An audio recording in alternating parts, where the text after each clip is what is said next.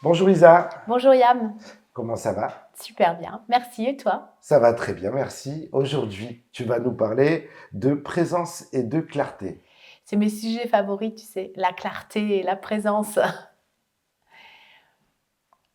Comment as-tu choisi ce podcast aujourd'hui? Un peu en lien avec les précédents, on a parlé du présent, de vivre dans le moment présent et finalement présent et présence, c'est un peu la même chose.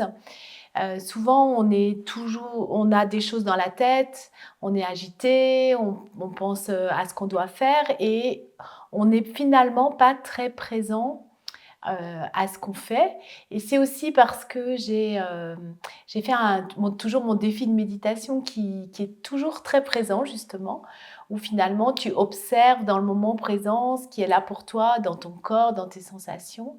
Et la présence, on peut la mettre à tout niveau, hein, que ce soit quand on est là, en ce moment, très présent à ce qu'on est en train de faire à notre échange.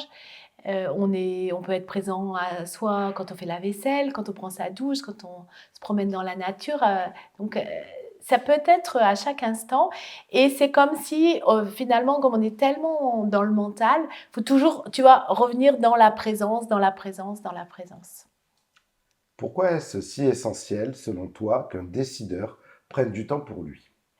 Eh bien, parce que ça lui permet justement d'être présent à ce qu'il vit, présent dans ses signes et symptômes de ce qu'il est en train de vivre, que ça peut être au niveau physique, ses douleurs, ses préoccupations. Euh, c'est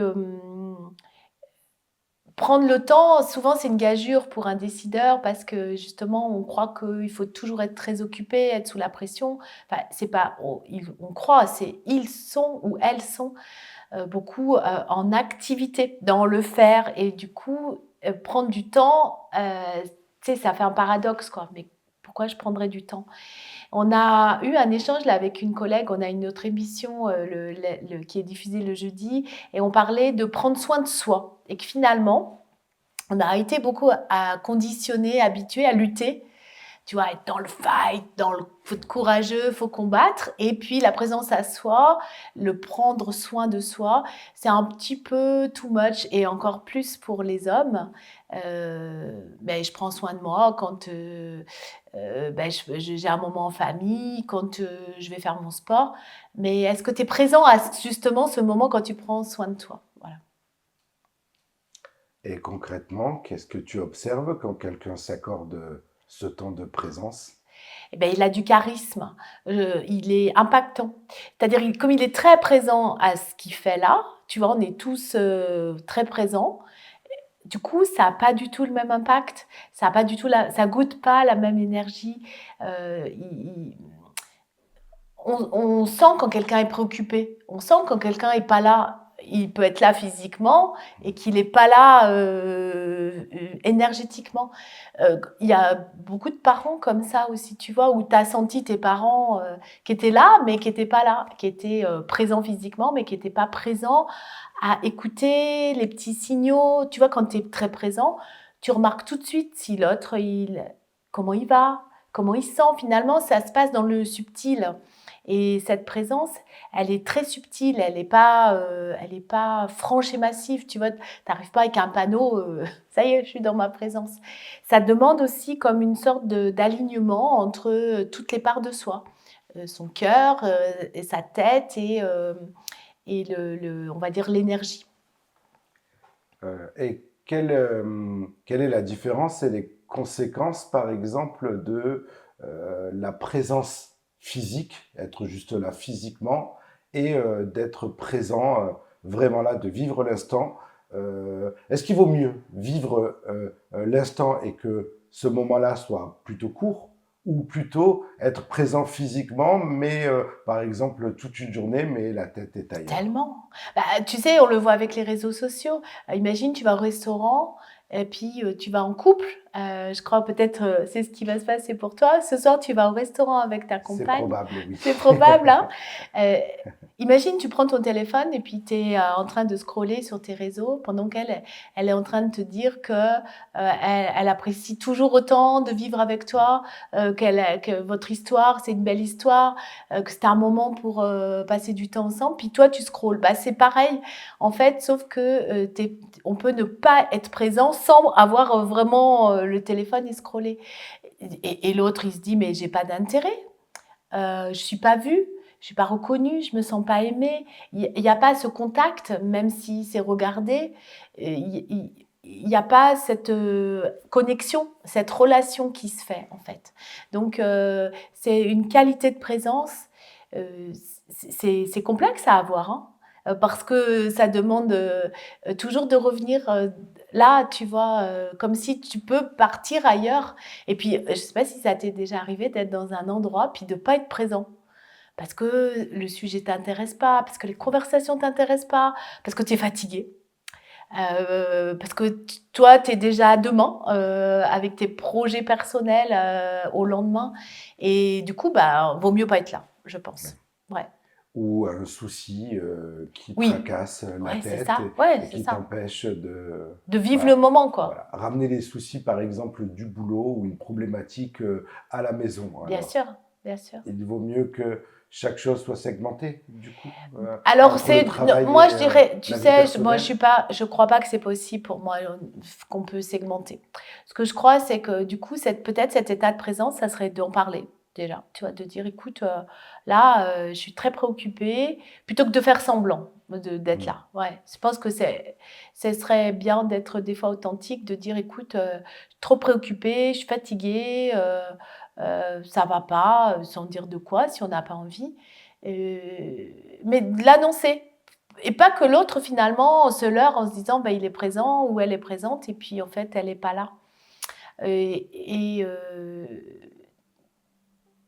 Déjà, en émettant, en l'énonçant, ça peut-être permet de sortir quelque chose, d'avoir cette prise de conscience dont on a déjà parlé, de prendre un peu de hauteur et puis d'être entendu aussi dans ça. Tu vois ce que j'ai... Et peut-être d'ouvrir un débat. Un débat, c'est pas, on va pas fighter encore une fois, mais d'ouvrir une discussion. Et l'autre se sent peut-être moins seul aussi dans ce moment-là. Qu'est-ce qui empêche le plus souvent les décideurs de s'accorder ces moments-là? Il y a la croyance qu'on peut pas, qu'on n'a pas le temps, que dans son agenda, ça doit toujours être du productif, qu'on ne nous a pas appris, encore une fois. Qui te dit, quand tu prends une entreprise, tu sais, ça va être très important de prendre des moments pour être présent à toi. On va te dire de prendre des moments, mais est-ce que ces moments sont de qualité? Et puis chacun a sa manière d'être, de revenir à soi. Tu vois, ce qui, par exemple, si j'ai de l'appétence pour la méditation, peut-être que toi, ça va pas te convenir. Peut-être que ça va être une marche dans la nature, mais c'est à chacun de trouver ce moment de qualité pour revenir à cette présence, à ce qui est là, en fait. La présence, pour moi, c'est qu'est-ce qui est là maintenant. Et quand je suis en interaction avec quelqu'un, je suis vraiment présente dans ce moment d'interaction. Et en quoi le souffle et la présence changent-ils concrètement la façon de décider? Ouais, tu sais, j'ai plein. Mon accompagnement s'appelle Le Souffle. Le spectacle que j'ai fait s'appelle Un souffle en ville. Et puis là, le challenge qu'on va faire fin février s'appelle Le Souffle. Dans la médecine ayurvédique, on parle des 5 éléments qui sont la terre, l'eau, le feu, l'air et l'éther. Et l'éther, c'est donc tout ce qui est l'espace.